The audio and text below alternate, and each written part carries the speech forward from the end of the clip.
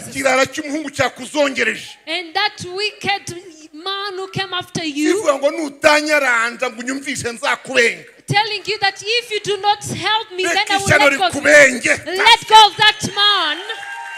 Nubundi uwo muntu warugiye kukumara umusogongero nk'usogongera ubunyobwa nta mugabo umurimo. Even that man was going to take out all that quality in you. There's no Mureke. money. Let go of him. Muhombe. Lose him. Mutakaze. Abandon him. Ukomeze Kristo. And continue with Christ. Kandi murimo bazongereje. And I know that there are many people who are oppressing you. Kugeza naho ugisha inama umushumba icyo kikakuzana kukigisha inama. Until you even come to seek counsel from bishop. Icyo ugikeneyemo inama. Do you need advice or counsel Mushumba from ko this? mfite umu boyfriend. I have a boyfriend. Ngo nintamwumvisha ngo ntago tuzakora mariage. That if I do not give him that taste of it, that we won't get married. Mureke bupfe cyangwa mwemerere. Should I let go of him or that I can get married to him?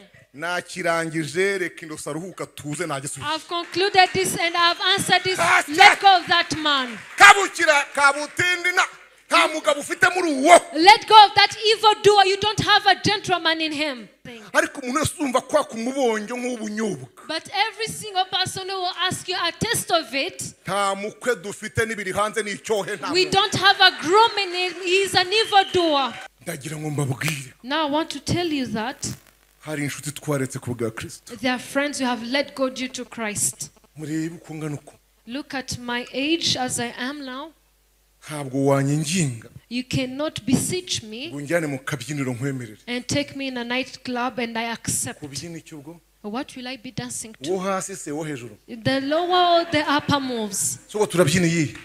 Iri jambo ntabwo twongera kurisoma. We won't read this scripture again.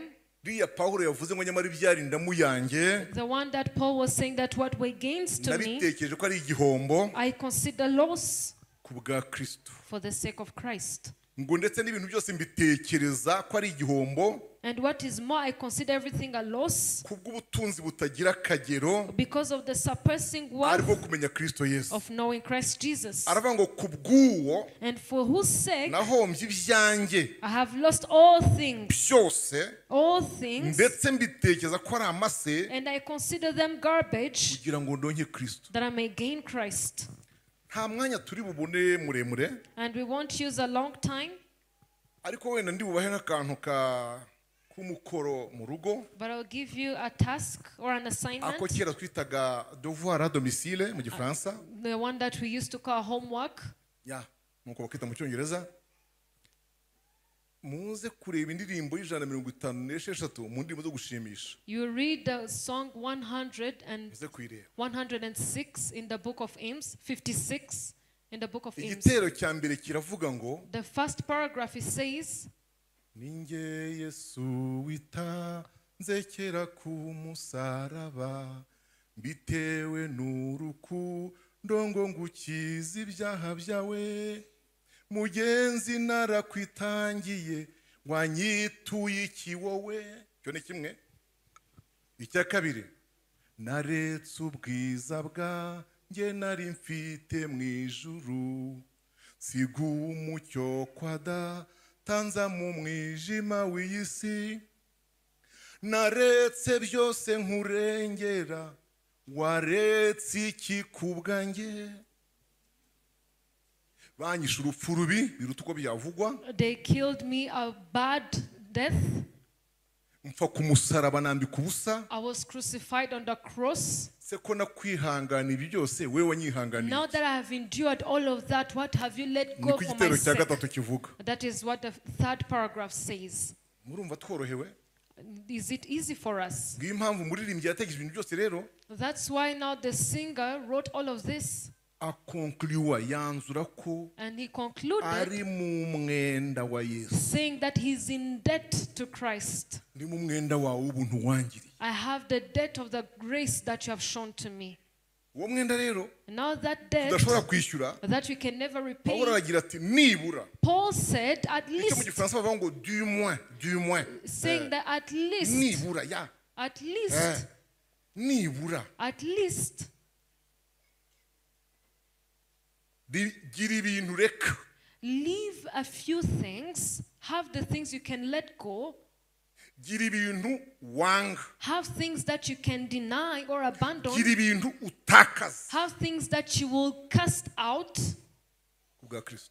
for the sake of Christ. Hallelujah. Hallelujah. Iyo geste, That icyo kintu gesture, ukoze that activity that you do, kimwereka agaciro uha it ibyo shows him yagukoreye. the value that you give the act that he did for you. Mushumba kimara kumpa iteme, When Bishop gave me this dore thing, nguyu ndabivuga hari, and I will say it in his presence, naramubwiye nti iteme iraryoshye cyane. I told him that this is a wonderful Iteme thing. imfashije ntarayigisha. And it has even edified me before even preaching. Iri jambo ryitwa gutakaza, This scripture, all the words saying letting go or ngenda muyagi losing, nabitekereje ko ari igihombo, hari kubitekereza, there's a way that you think umva about amagambo it. ukuntu yapanze uko ari atatu, The way these words are put together, nabitekereje ko ari igihombo kubwa Kristo, I consider them lost for the sake of Christ. ndetse mbitekereza ko ari igihombo kubw'ubutunzi butagira akagero, And what is more, I consider them lost for the surpassing worth, kubw'uwo nahombye ibyanjye, and for whose sake I lost all things, ndetse mbitekereza ko ari amase. and I consider them garbage. Ndashaka ko aya magambo tuyiga mu buryo bubiri. I want us to learn about these words in two ways. Iri jambo ryagarutse kabiri ryitwa kubitekereza. This word which came twice, meaning considering it or thinking Hallelujah. about it. Hallelujah. Hallelujah. Hallelujah. Iri jambo ryagarutse kabiri ryitwa This kubitekereza. word saying considering. Rya kabiri The second word ni iri ryitwa kubihomba. is this one saying losing it. Iri jambo avuze muri ryumvise kujya gute? Losing it.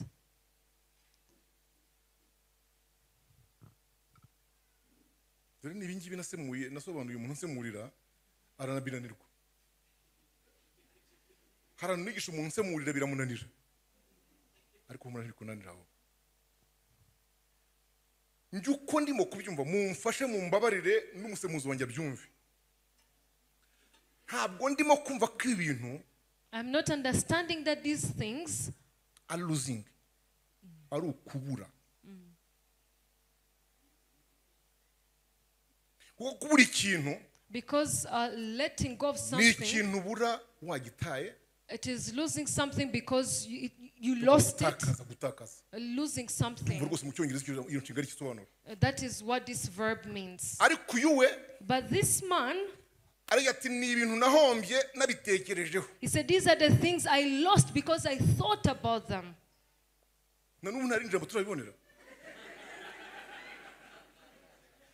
Ukomeze ushake Imana igufasha. Sije mukobwa wanjye. Please. Ariko kandi ndamufasha harantu ubigere mwumve byaryoshye cyane.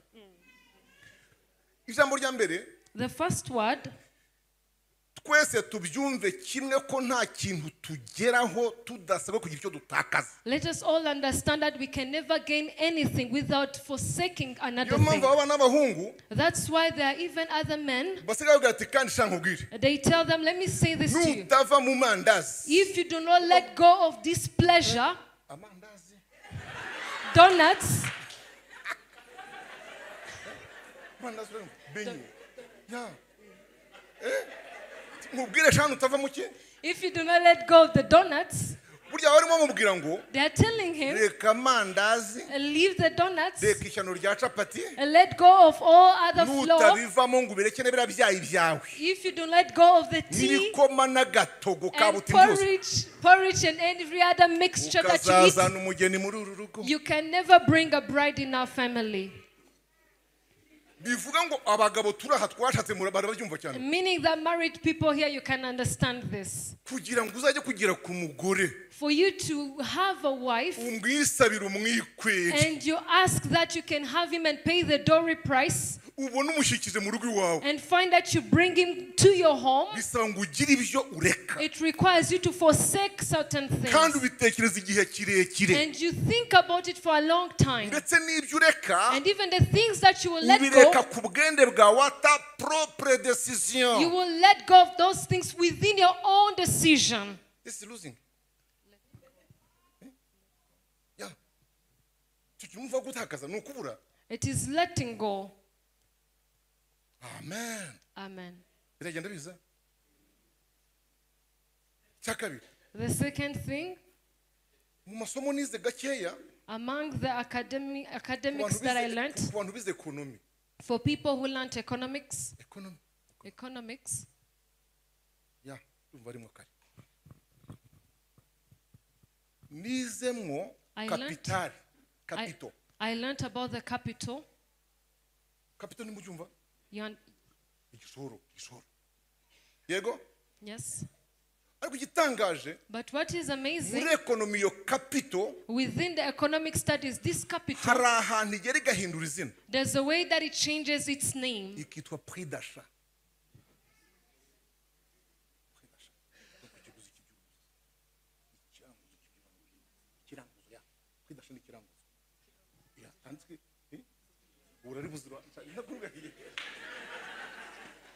nawe ndetse ukomeza umutsi sinababwiye kunsemurira rwose mbega nyamara si ikinyarwanda mvuze donc twumve ko icyambere cyabaye igishoro. The first time it was the capital, capital which is the capital, ariko ikiranguzo cyitwa prix d'achat. but now the price that you pay for purchasing the thing, that's the name. That's good.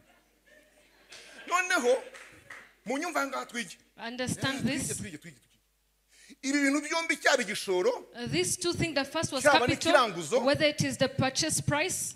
Anybody, nta muntu ugitakaza. There's no one who can ever lose it. Nta utahavuga ngo nagitaye. There's no one who will say that I lost that money. And they come wiping tears, wiping tears and cleaning the nose, saying that he lost money.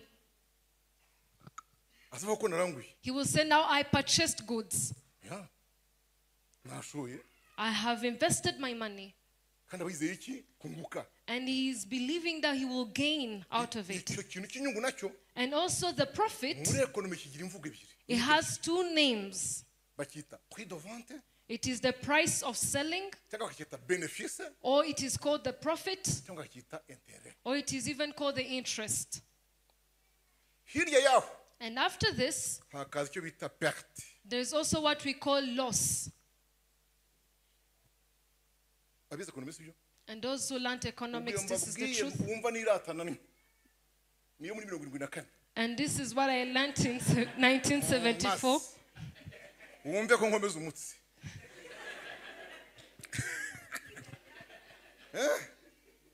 Hallelujah.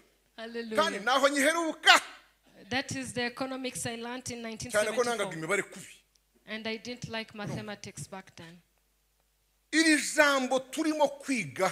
Now this word we are learning, hallelujah, hallelujah, what Paul is mentioning here, they are not things we lost out of like an accident. They are things that we thought about. They are things we thought about. And we gave them the value they have. We gave them the actual value that they have. After valuing them, we let go of them. Our personal decision.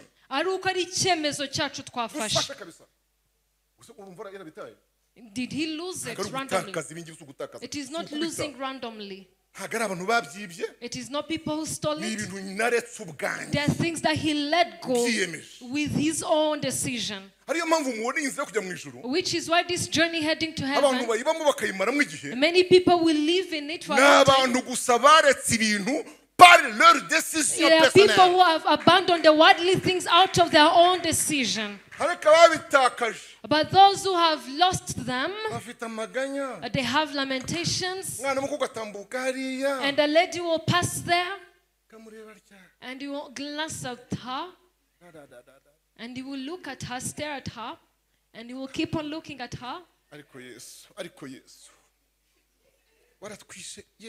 And then they will say, Jesus, you have now forsaken us. Do you see that lady? And then we will say, that's salvation. This is compared like jailing people in a prison which has bricks, which is why all jails or prisons, it is a strong wall without any window. So as they cannot even see a crate of soda, they won't even look at any skirt, they won't look at any beer, they won't even see a glass, they won't even look at a nightclub, they won't even see someone dancing, and they won't even hear a radio. Otherwise, if they would look at all those things, they would even break those see-through gates. They would even break the see-through gate fence. You wouldn't even know how they did it. Maman, ça va?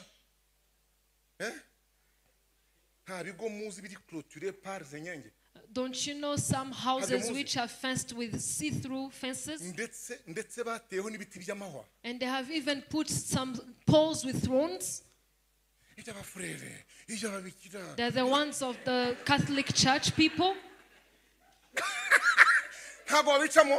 Can't people pass through?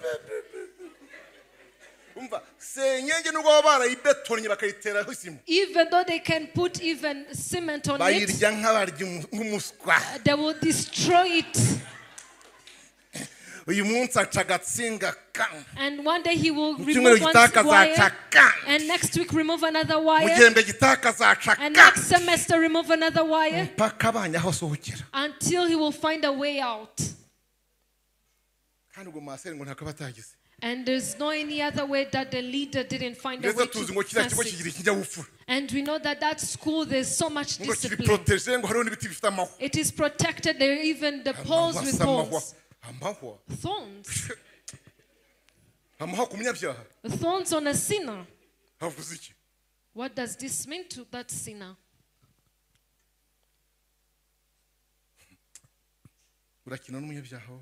You only play around with a sinner. What were my gains? First of all, let's first understand what were gains, whatever were gains.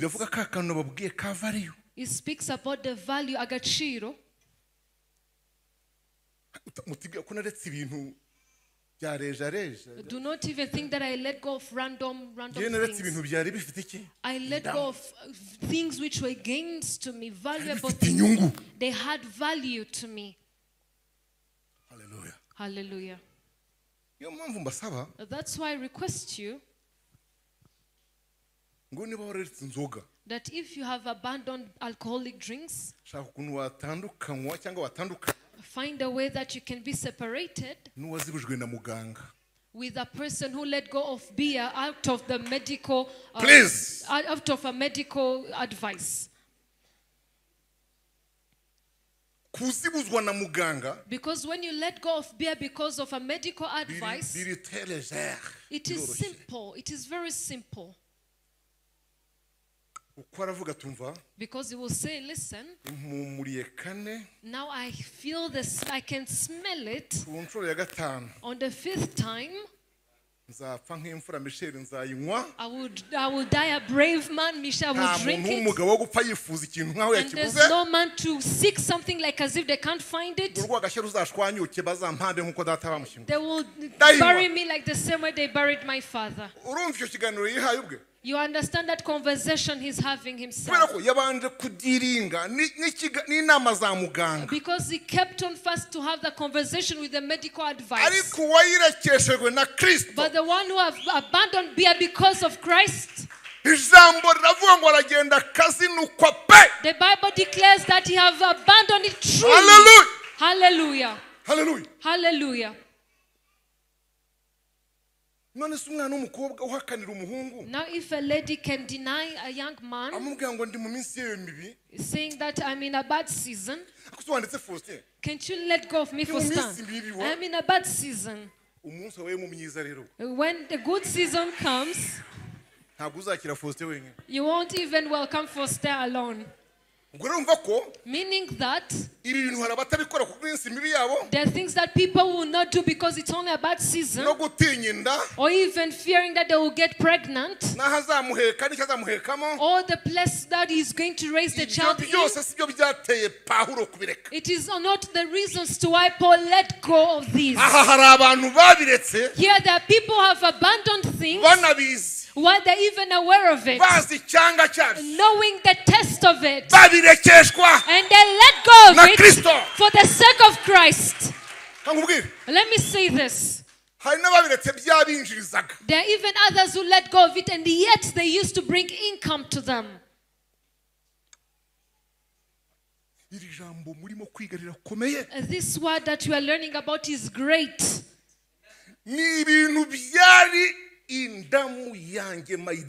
There were things which were gains to me. I did not let go of simple random things. I let go of gains. Hallelujah. Hallelujah. And listen to this. I did not let go of it alone. Look at me. For the sake that it won't even screaming or shout behind me, reminding me the taste.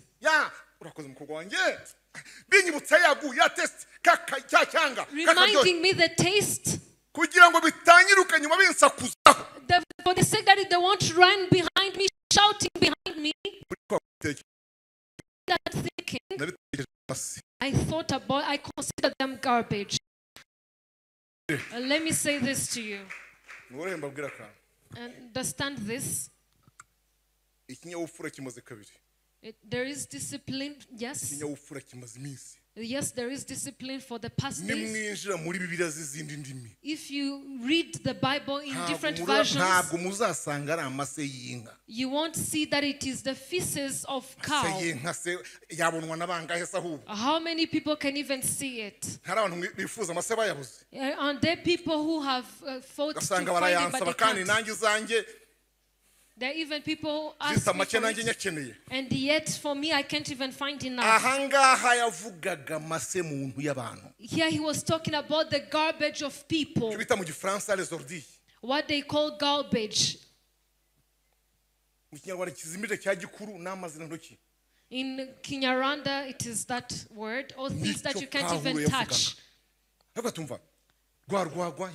He said that the fermented drink I used to drink, or even the ladies, all those things, the things that I used to steal and it would work for me, for the sake that they won't even scream behind me, reminding me the taste of it, reminding me its taste, I consider them garbage.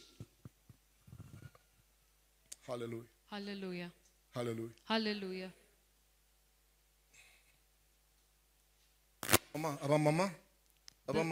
The mothers here and my sisters, are you understanding this?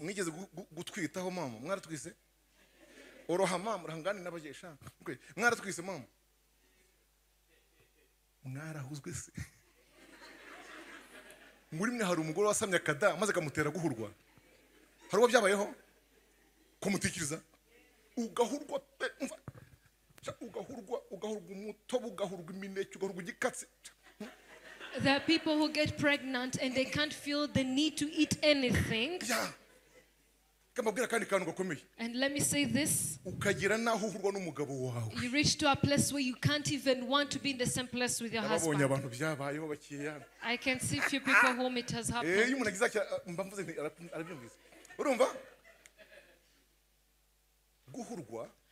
Not wanting anything.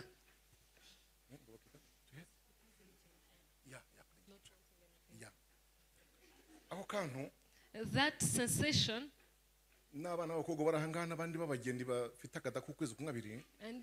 And even people who are here pregnant with 1 month. I want to give you comfort. Fear not. It won't go beyond 4 months. Mama, sibyo? Mpaka byaye. Reka kantu none yabiri kagutinda harimo. ubwo bivuga n'umama mukuru birashoboka ariko njye abonzi boss most people I know bagira icyo kibazo they have that issue or that problem for 4 months within their pregnancy. Murane bitangiye gushira. After that it has come to an end. Ndashaka kuvuga icyanga. So what do I want to mean here? Niba guhurwa ko gutwita kurangira, if the cessation of not wanting anything due to pregnancy comes to an end, it means that it is not wanting something because of a certain reason, but that cessation has a limitation or an end time.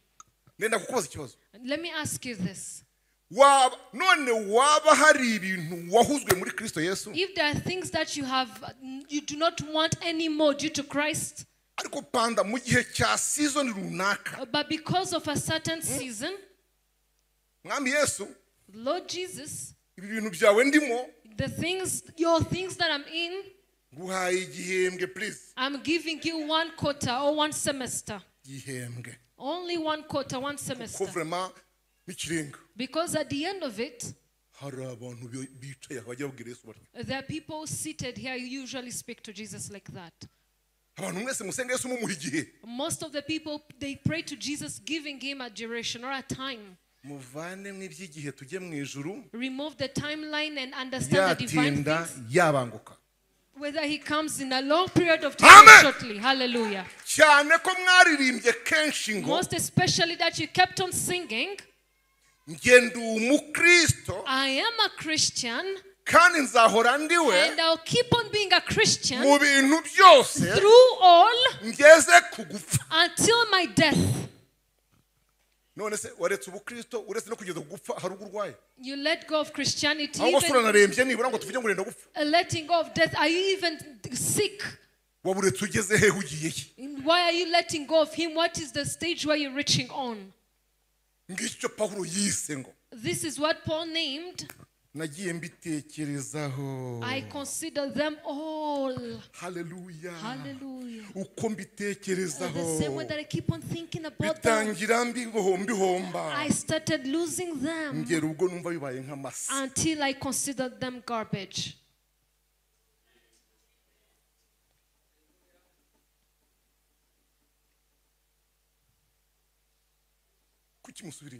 Why do you backslide? Why do you fall from grace and you go back to the things you have let go? Why do you go back to your bad habits? Why do you go back to sin? What has happened to you?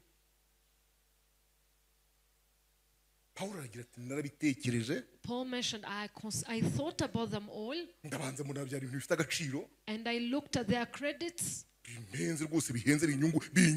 the things which bring gains to me or income to me or interest to me, but now I'm going to let go of them, and I abandon them until I won't even listen to the minimum voice of it. Hallelujah. Hallelujah. Learning, it is something which requires you to invest your time. Do not mislead yourself with the tuition fee or the school fees. It is not, do not call it something that you lose for you to learn. It is the first thing that you will even put on your number 1 list. Let me tell you why. We have people who learn free of charge. Aren't they there? We have people whom certain organizations paid for them from primary school up to secondary, and even in university someone paid for them. And those people have different testimonies like that. Can we say that that person, the time that he was learning free of charge, it didn't even harm him? No. It took him time. Do you know that you will learn?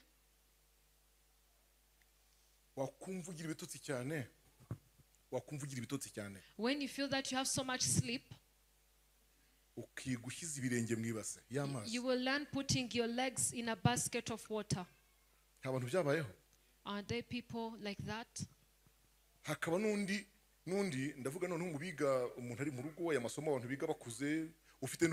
And there are others who will learn in their old age at home, while they have a cup of coffee. Every time you feel sleep, you will sip on your cup of coffee. Meaning that you will reach on having your degree, while there are things that you have invested, while there are things that you have given out. Hallelujah. Hallelujah. And Paul said, for us to gain Christ or receive Christ, we are required to let go of certain things. And we let go within our own understanding and decision. Hallelujah. Hallelujah. Those things,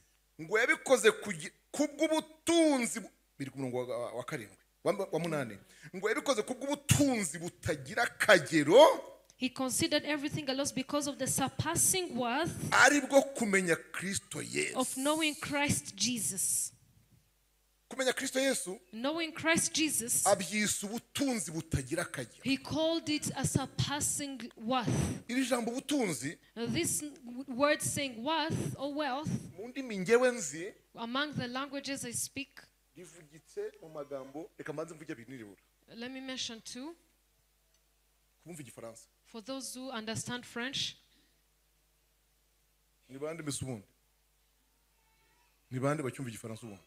how many people?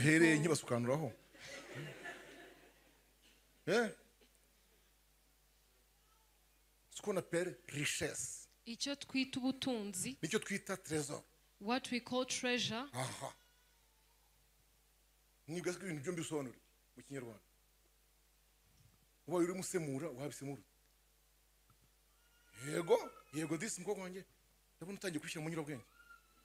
Richesse, wealth, trésor, or treasure.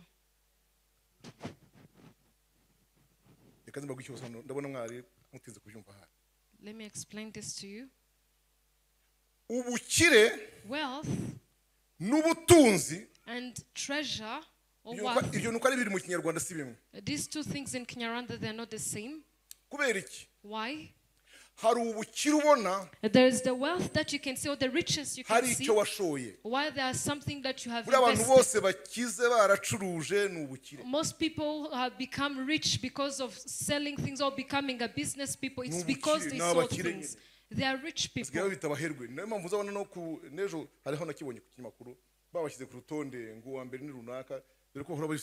That's why they call them wealthy people, and they even saw a list of wealthy people. But a treasure, it is not the riches of the business that you have done. Rather, it is the worth which will never face any loss. An example, a man who has a field of gold in Gishushu, in the valley of Gishushu, and they have a mountain in Kamonyi, and there's a treasure there.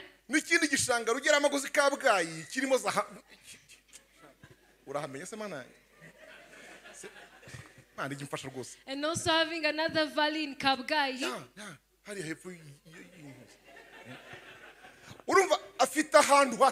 Meaning that he has three places. The place which has gold, and the other one which has the treasurable things, and another place which have another, which has copper, which is copper. And I'm not going to talk about different other. A person who has those three places, they don't say that he is rich. They say that he is wealthy. I think that you understand the difference between riches and treasure or wealth. Amen. Myself, I am not rich. Did I even have any business to do? But the way that I envision myself, I see that I can become a wealthy person.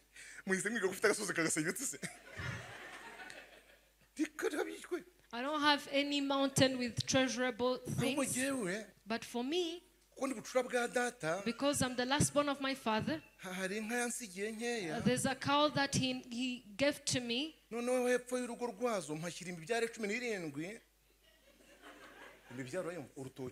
And after close to our home place, I've put a plantation of matoke. The more time that I get feces of the cow dung, I keep on having more plantation of matoke. And now I don't even know the price of matoke unless I ask. And now for me, I'm wealthy on the matoke plantation. I am not rich on the money to buy it. Now Paul, hallelujah, he said, for me to know the worth,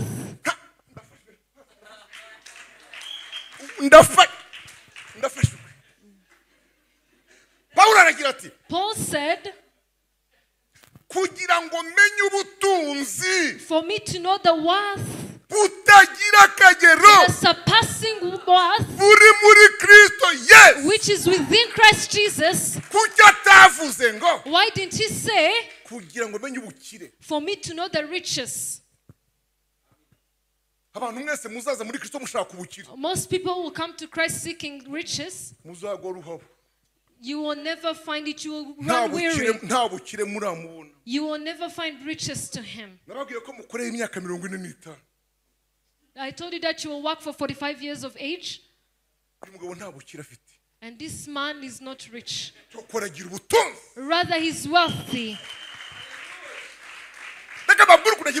Let me tell you how he has wealth. His servants,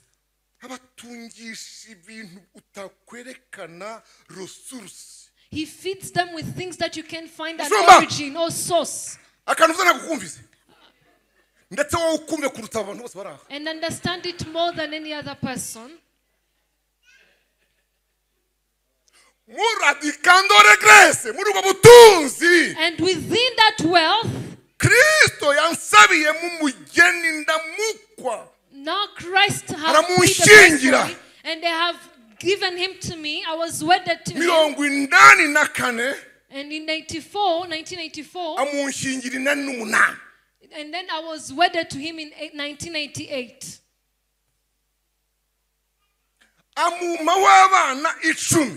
And he gave me 8 children from her.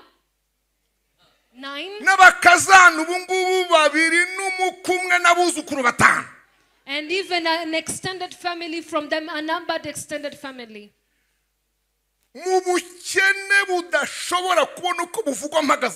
Within the unmeasurable poverty cannot be able to express. Because you would spend a whole week without even eating.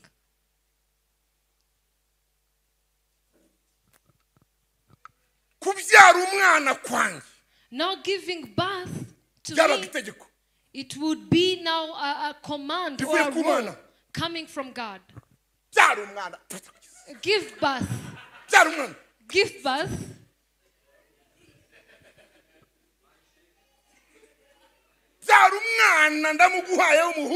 Give birth to a boy. I've given him to you. And you even name him.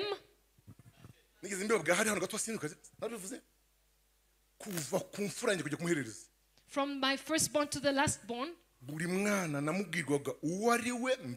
I would be given the information of the child before and be given the name before. If you want to give a testimony and give you the name of each child and what God has given to you as a revelation of it. But within that hunger, I was amazed. God told me this a number of times and told me, because you have been obedient to me, I will bless your children. I have children who pleases my heart. I find delight in my children. My children and my cows. That is my joy in this world. Let go of soccer or any other thing. I am pleased by my children and my cows. Now my children, up to today, and none of them, all of them, they went to school. Up to my last born. And is still in secondary 5. And others, they studied. If you ask me what they used to eat, I didn't even have the matoke plantation I was talking about. And even my father did not even leave me the legacy of the cows. If you ask me how they studied, and speaking the truth before God and you, I don't have an explanation of it. Amen. Amen. What do I want to say? I want to make you understand the difference between riches and wealth. That you can understand that through Christ there is wealth.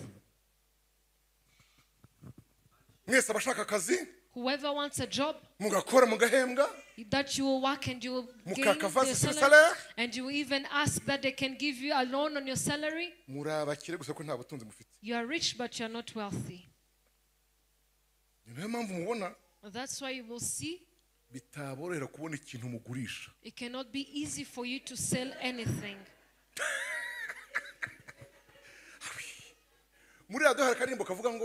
There's a song.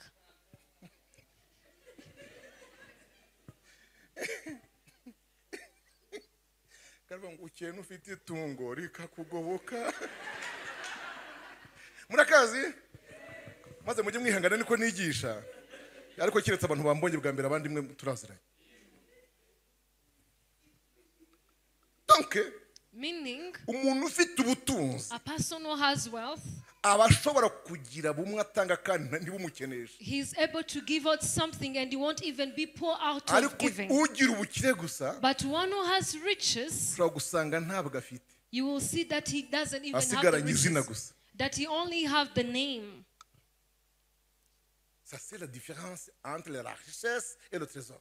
Iri ni ryo tandukaniro hagati y'ubukire n'ubutunzi. Paulo akagira ati, and Paul said, the time that I have let go of all of that and consider them garbage. Hallelujah. Hallelujah. I wanted to gain the wealth, the surpassing worth,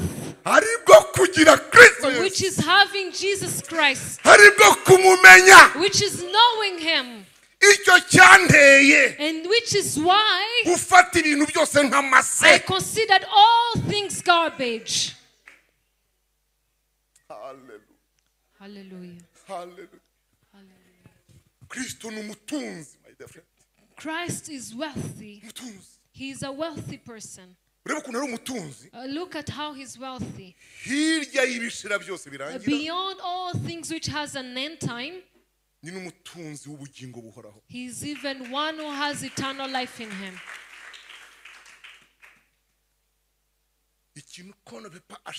Ikintu tudashobora kugura, tudashobora kugurisha. Hallelujah. Hallelujah. He's the only one who owns it. And whoever denies him, you are denying eternal life. But whoever loves him, and you have chosen him, and you have let go certain things for his sake, he said that within this time, all things that you have let go, I will multiply 100 times, and that every time I will give you the eternal life. Bear with me, Pastor Bishop, I'm going to conclude. I'm going to say a short thing on Peter. Peter, one day he asked a question, and Jesus responded the same way that I was telling you. I want you to understand the difference between riches and wealth. And Jesus said, all of you, those who have let go of your gains or your possessions, and you have let go due to following me, in this lifetime, I will multiply them 100 times, and in the end you will have eternal life. If you understood this clearly, Jesus talked about gain or something you will gain out of it of 2 times. 100%. He said 100% of what Peter have let go, but he also talked about eternal life. What is amazing is that the history of Peter shows that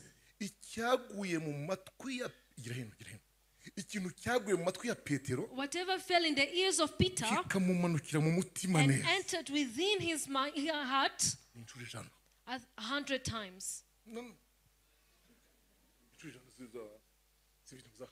You will be multiplied at 100 times. Yes. What you have heard, it is going to be multiplied 100 times. Now, when Peter understood it mathematically, understanding it within the riches and not within the wealth, in that instant, he calculated everything. He calculated all the fishes he will eat in the morning. Because you all know that he was a fisherman. You all know it. When he calculated this, he understood that it was so much beneficial. And then he said, Lord Jesus, I'm going to serve you. It is okay to follow you and serve you. I'm going to serve you. And now understand this. When you look at the end of this story, you will see that he is the first person to take the decision to go back fishing after the death of Jesus. Reading in John, you will see that it's written, Peter told his people he was together with, he went without paying us, but it's okay, because I have kept my things. Now I'm going to fish. You will read another small scripture, and these people said, we'll go with you. What does this mean? The things that he calculated in terms of the money he gets, calculated it within the riches. It caused him like a disease, if I may say. It caused him like a virus, which walked with him in the journey of serving God until the death of Jesus. Even within the history of Peter,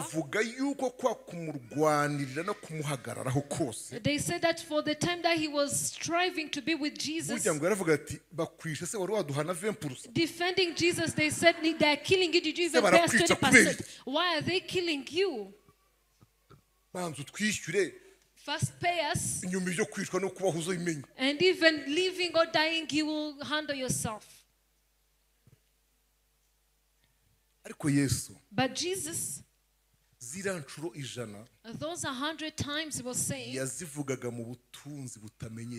he was saying it within the invisible wealth, within the surpassing wealth, which cannot be numbered, that he feeds the righteous people. Hallelujah. Hallelujah. Hallelujah. Hallelujah. Hallelujah. Hallelujah. Jesus, naramubonye, I've encountered him. It is not every time that he will come and pour things to you. But when you have known the wealth of him, or when he wants to teach you to know his wealth, it will be like how they give something to help a sick person to keep on being healthy. You see how they keep on giving the person who is at the hospital to keep on giving him things to sustain his living. That single drop within that sick person, it goes in accordance, so equivalently to his heartbeat, as the doctor has now put the same level to give it to him. But when you look at the drops coming, you will keep on saying that doctors are bad people. The doctors of the end time, they are bad people. Look at that drop. Will it even help me sustain my living?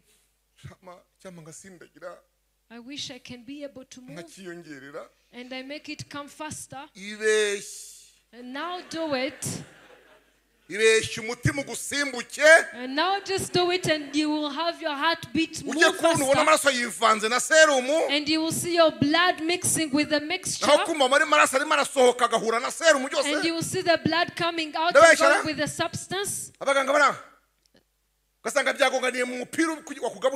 You will see that both blood and the mixture is within the substance. Only because you are moving fast the things of Jesus. Jesus can feed you with one single drop and you will live. Even now I'm telling you that it is the one keeping your life. That drop will come and your house will be paid for. Do not tell me that all of you have your own houses. That drop will come and your children will learn. That drop will come and a pack of rice will come at your house. Christ Jesus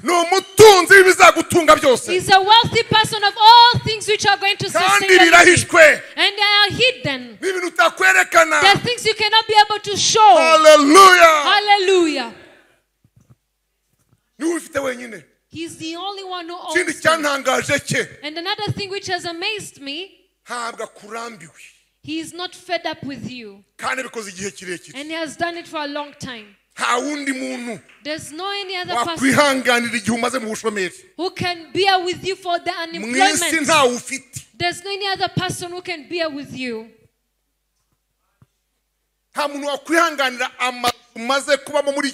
There's no one who can bear with you with all the houses that you have rented in this country. Moving from one place to another, moving and moving and moving. You started moving with a big truck. And now you started moving with a minimum. And now you... Now understand this clearly. Because all things that you lose through that moving,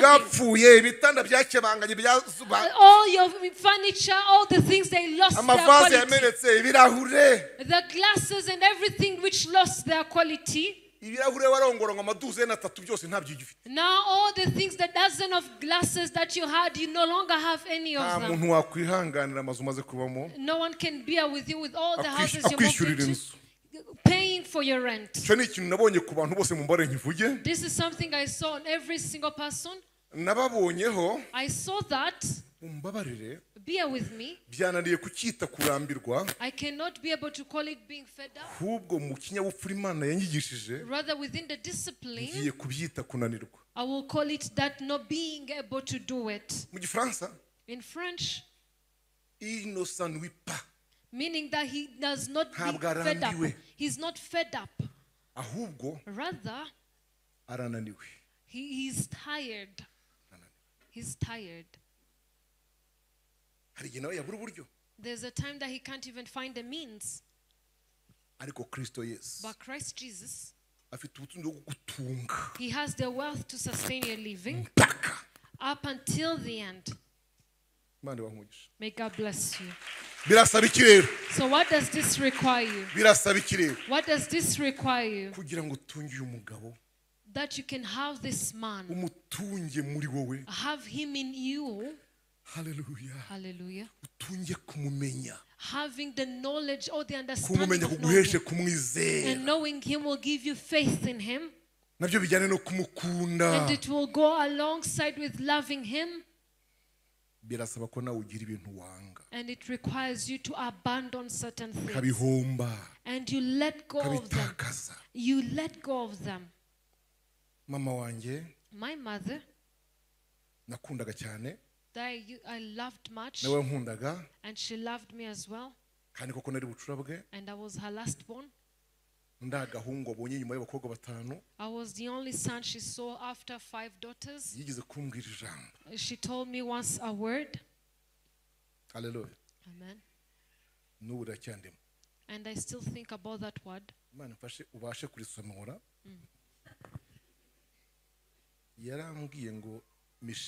She told me, Michelle, choose one friend that you can lose two or can let go of two. Good.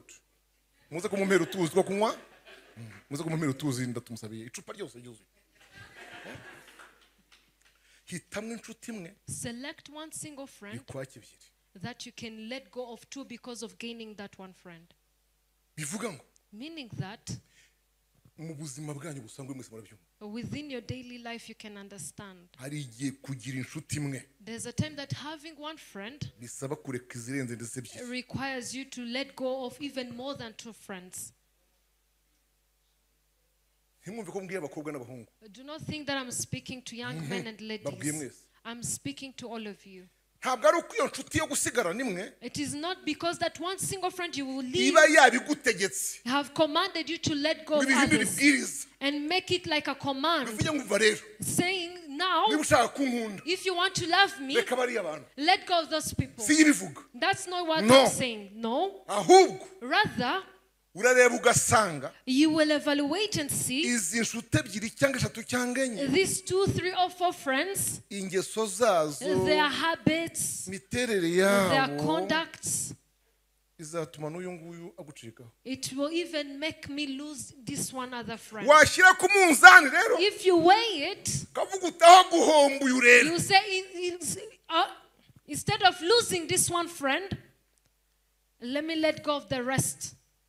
Let me let go of other friends. The people whom you used to play cards with, the ones whom you used to dance with, those whom you used to share the fermented drink, those whom you used to share a mixture of potatoes and matoke, for you to only remain with one friend. Now I want to tell you that there are friends you have let go due to Christ. Look at my age as I am now. You cannot beseech me and take me in a nightclub and I accept. What will I be dancing to? The lower or the upper moves? Now which dance moves are we going to do?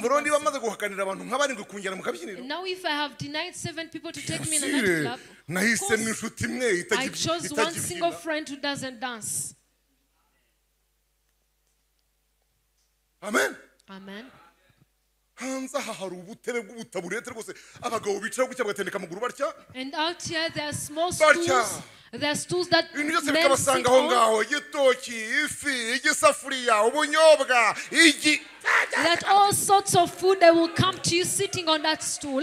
And these all years I spent in Kigali, you can never invite me to go and sit with you. Meaning there's no sin, we are not even going to drink alcoholic drinks. But I deny them because a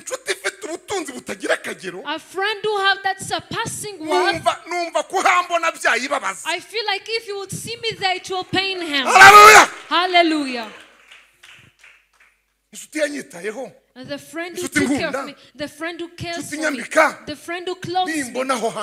If he sees me there, he'll be pain. And if I lose that friend, and I will be poor, and all those people, they will hate me. Because no one can ever love me again. Hallelujah. No one who can love you has them. You don't have anyone who can love you like him. You don't have a lover like Jesus. My sister, I want to tell you there's no any other friend you have like Jesus. And that wicked man who came after you, telling you that if you do not help me, then I will let go of that man. Even that man was going to take out all that quality in you. There's no money. Let go of him. Lose him. Abandon him. And continue with Christ.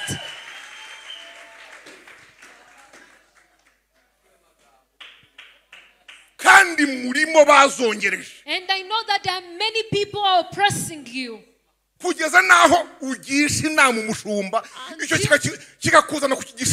Until you even come to seek counsel from Bishop. Do you need advice or counsel from this? I have a boyfriend that if I do not give him that taste of it, that we won't get married. Should I let go of him or that I can get married to him? I've concluded this and I've answered this. Let go of that man. Let go of that evildoer. You don't have a gentleman in him. Among the things that I saw as the qualities of the father of your children, from the first day he saw you, he will love you. And you will feel that you have reached to his heart. He will obey or respect you.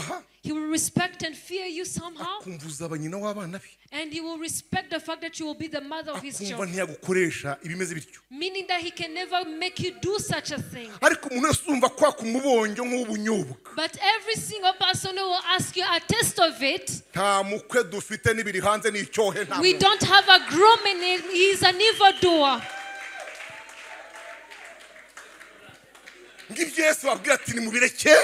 are what Jesus is telling you to let go. These are what Paul is saying to let go. And he said, I've accepted to let go of this. And I've considered them until I lost them.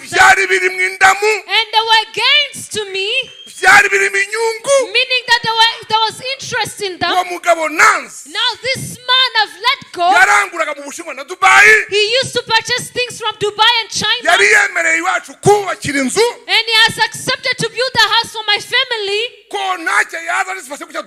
And he even bought a car key of a new model of car key, of a car key of a new model. What will you choose? If you don't know the surpassing wealth, now I don't know if you'll be able to choose. Confused about choosing.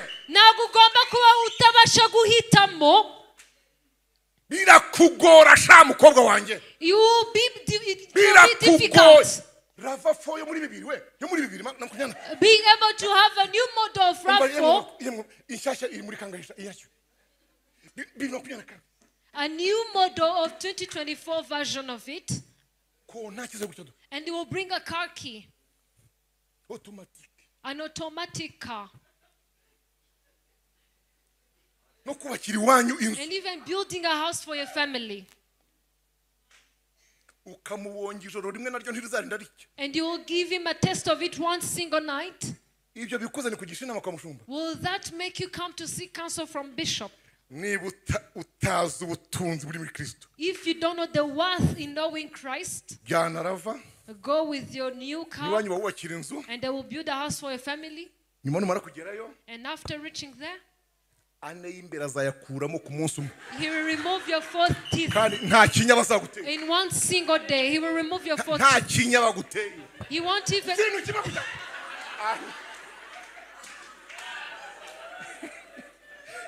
Arikanze.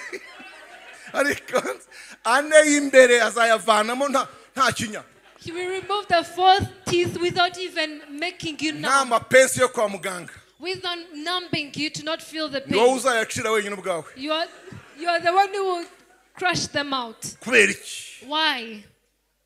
Yesu yarakubikiye mu butunzi bwe butagira akagero. Jesus was keeping in his Umugabo w'umunyamasengesho. And a prayer warrior ari gukoresha tap and go. Who is using tap and go, the card. Cyokora wazamara kuhagera. But after reaching in your home, akabaha Benz cross country. God will give you a new car, a Benz cross country. Ariko mwabanje gutega. But after going at the bus stop, what do I mean? Yesu iyo wakiriye ubutunzi bukomeye bwitwa Kristo Yesu. When you have accepted this great wealth of knowing Jesus, and even wealth or riches will come. Iyi mpamvu rya zambo ryo muri Zaburi no mu Baroma. This is what the word in Psalm and Romans says. Ingororano. The reward y'abantu bubaha Imana. Of those who believe or obey God. It is riches. It is riches, honor, and life. The reason why they don't say that it is wealth, and they call it riches, it's because you have received the wealth in the first place. Now it's bringing riches. Let us pray. Let us pray. Bear with me. Let us bow our heads to Christ. And say, Christ, beyond this teaching, give me the ability to let go of something. Give me the ability to lose certain things. Give me the ability to abandon certain things. Give me the ability to humiliate certain things. May you give me this ability, Lord. And I ask you for this, Lord. And I ask you for this, Jesus. Stand on your feet and let us pray this prayer. Hallelujah, hallelujah. Hallelujah. Hallelujah. Hallelujah. These men that you're seeing that God is honoring or lifting up, there are things that they have let go. There are things that they have abandoned. There are things that they have accepted to lose. Oh, hallelujah. Amen. Almighty Father, we praise you. I thank you for this Saturday evening. On the 23rd of November. I thank you for this fellowship. And I thank you for your word. I